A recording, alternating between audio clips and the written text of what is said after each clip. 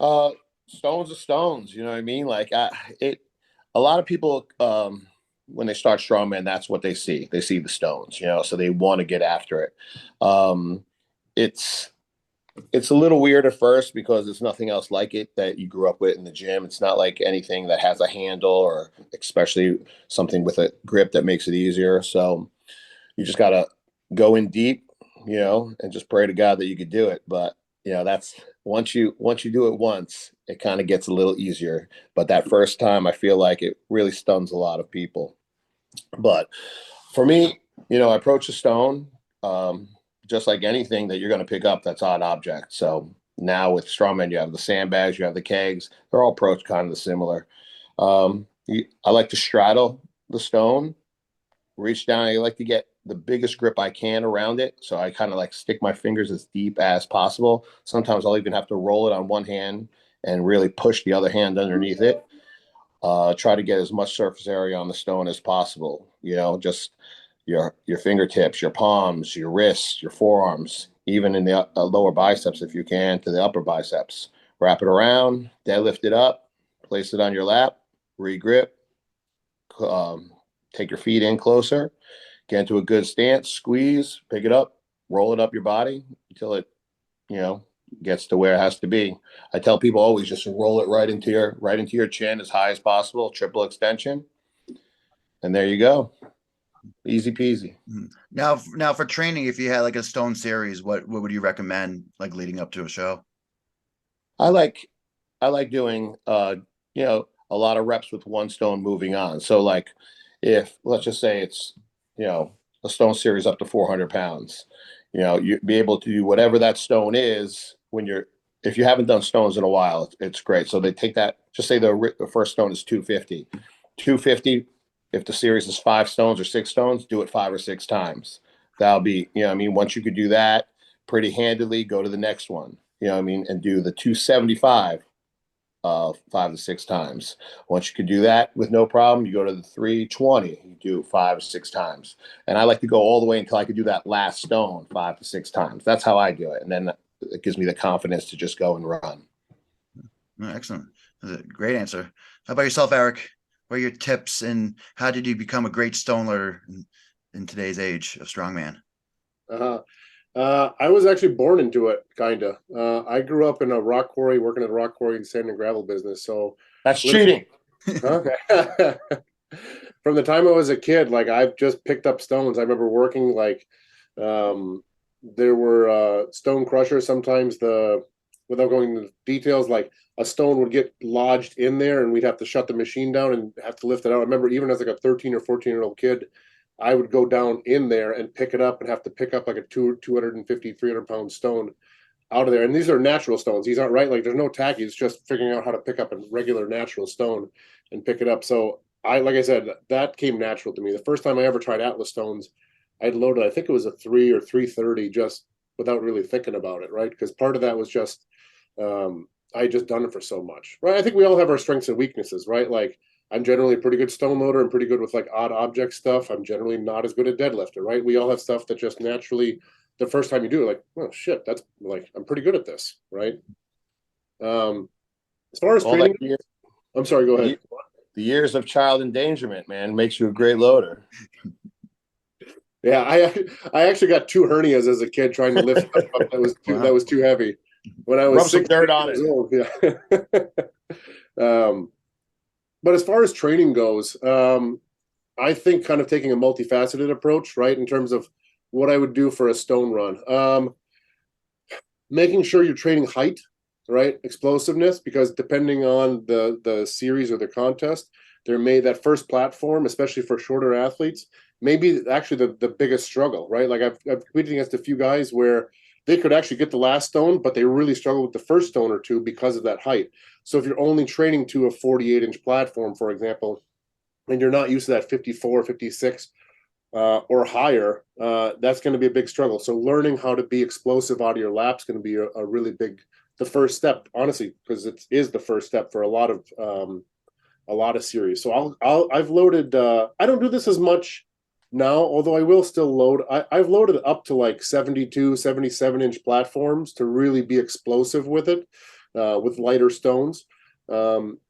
Practicing transitions, right? So everybody can do one and then stop, do the other. How are you moving transition stone to stone? Being mindful of your body position in relationship to the stones. That's another thing that I think people can work on practicing, right? Sometimes people, when they have a stone series, they just go berserk. They're like, "Arr!" And they're frantic, right? And in that franticness, they're not in the right position. They're not in the proper position. So sometimes in training, I'll have a run or I'll have a day where I actually don't care about speed. I care about how can I perfect this run in what I'm doing.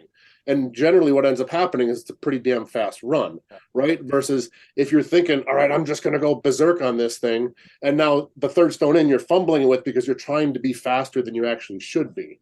So I think being mindful of your position in relationship to the stones in a series is extremely important, especially for a lot of novice lifters. And then lastly, I mean, we can keep going, but the last thing I would say is training the last stone in a fatigued state. So whether you're going to do a whole series or whether you just say, all right, the last stone is 350. Well, you can get 350, but can you get 350 if you're fatigued, right? That's a very different thing. Can you do it after doing 4 previous stones?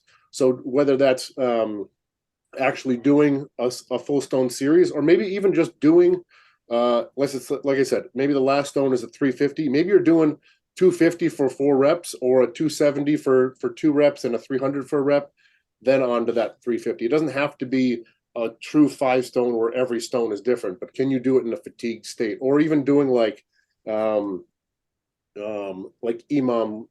reps, or like doing 2 reps and then resting and coming back and, like I said, in a fatigued state, trying to hit that 350 again when you're fatigued. Because that's really a lot of times in contest, you both know, right? It's the end of the contest almost every single time, either the end of a long day or the end of a long, 2 days or even 3 days.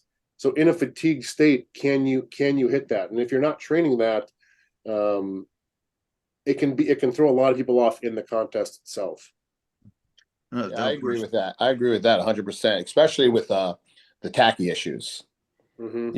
A lot of people with fresh tacky, they can pick up a heavy stone, but when it's the 4th, 5th stone and you're not re-tackying, can you get that stone? So that's another thing that you could add into that training. I mean, especially with the imams, like you said, like not reapply the tacky. Whatever you start with on the outsides of your hands, on the inside, whatever it is, when you get to that 5th, 6th, 7th rep, you have to know that your tacky is there. Excellent. Now, what do you guys suggest for one motion stones? Like, is it, for instance, you see maybe right now, like the Giants live circuit, that in their castle stones, they're up to about 400 or 420, but they're one motioning their first 4 stones and then they lap it and load the last stones. And then let's just say on OSG, most weight classes are vipering. The 105 kilos don't exactly not vipering, one motioning the stones, but other classes are one motioning. When should you one motion? When should you not? And any tips on one motioning the stones? I feel like if you're faster with the one motion, but if you're not faster, then you lap it and then load it. Like I'm very fast with the lap and load. I see a lot of people one motion it, but they're taking a lot of time, like 150% more time than a regular load. So you need to know exactly what the weight is on and where your speed is, because you can up to 300 pounds, you can one time faster than lap and load. But once you get to a certain number, you need to know which one is faster. And the only way to find out is to really train it. Yeah, I would mimic that exactly.